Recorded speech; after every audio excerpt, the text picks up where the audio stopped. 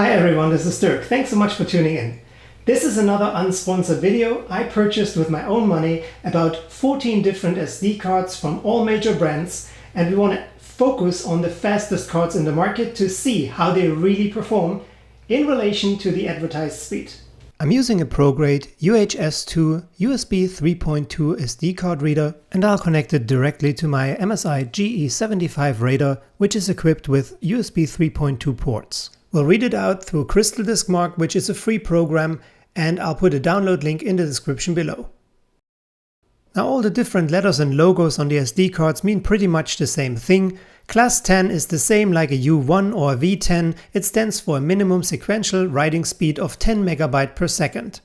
Now, if an SD card would support a minimum sequential writing speed of 60 MB per second, the manufacturer would print a V60, U3 and Class 10 logo on the card. SD stands for Secure Digital, HC High Capacity, XC Extended Capacity, and UC Ultra Capacity. UHS I cards have only one row of pins, while UHS II and III cards have 2 rows of pins, and it takes newer devices to be able to connect to both rows of pins in order to utilize the full potential of the card and to get maximum speed. If you have an old device and that can connect only to the top row of pins, you cannot get the full speed and full potential of this card. Now here's a little experiment. We're connecting a UHS-II card into an old card reader that can connect only to the top row of pins. And this would give us a read and write speed that is way below the potential of this card. Now don't get me wrong, this is still a great speed. But it's a waste of money, because there are UHS I cards out there that are way cheaper and achieve the same speeds. Connecting this Transcend card into a UHS-II card reader will show us the real results. And this is a blazing fast card with 238 MB per second sequential writing speed. Amazing.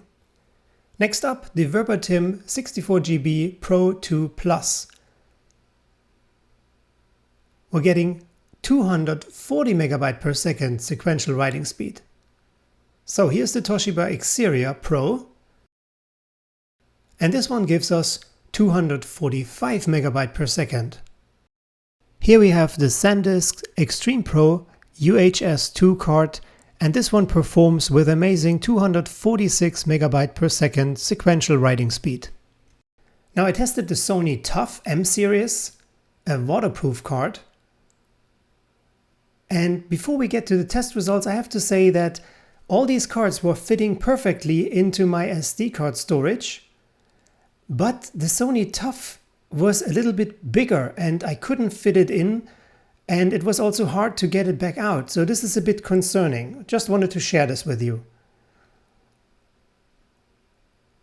The results are okay with 100 MB per second sequential writing speed. Next up is the Samsung Pro Plus, an inexpensive UHS I card that delivers amazing results. We're getting 84 MB per second sequential writing speed. Kingston Canvas React Plus UHS-II. Big name, big disappointment. It performs like a UHS I card, but it costs like a UHS-II card. We're getting only 87 MB per second sequential writing speed. And also the next card was a surprise, but this time in a good way. The Prograde UHS-II card performs better than advertised in read and write. We're getting a sequential writing speed of 152 MB per second. The results for the Amplim UHS-II card were a bit lower than advertised. We're getting only 151 MB per second sequential writing speed. Compared to all the other UHS I cards, the Samsung Evo Plus doesn't really make sense in this time, because it performs with only 34 MB per second sequential writing speed, and for this money you could simply purchase a Samsung Pro.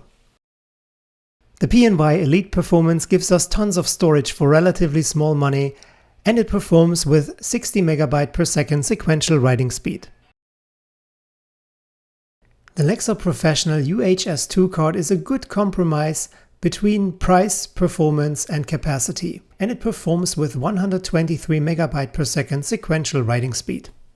So here's the SanDisk Extreme Pro, but this time the UHS I version. And this one performs very well with 84 MB per second sequential writing speed. The SanDisk Extreme is also a UHS I card, and this one performs with 67 megabyte per second sequential writing speed. Now here I have a summary of all the cards that I've tested, and I'm ranking them by writing speed. Number 1. The SanDisk Extreme Pro UHS-II card, followed by the Toshiba EXCERIA. The last place goes to Kingston because of the massive gap between the advertised speed and the true performance. The price is like a UHS-II card, but the performance like a UHS I. After this test, here are my top 3 recommendations. From all UHS I cards, I would recommend the Samsung Pro Plus. It performs very well and it's relatively inexpensive. We're getting a sequential writing speed of 84 megabyte per second. My next pick is the Lexar Professional because it's the golden middle. It is a UHS-II card and it gives us tons of storage for relatively small money, and it performs with 123 megabyte per second sequential writing speed, which is pretty good. And here is my top recommendation, the Transcend UHS-II card. It is blazing fast with 238 megabyte per second sequential writing speed, and the 64 GB version costs only $54. Thanks so much for watching this video. I hope you enjoyed it, and if so, please leave a thumbs up and hit the subscribe button. I hope to see you all soon again. Bye for now. Oh, kind of cable is this here, huh? Uh-huh.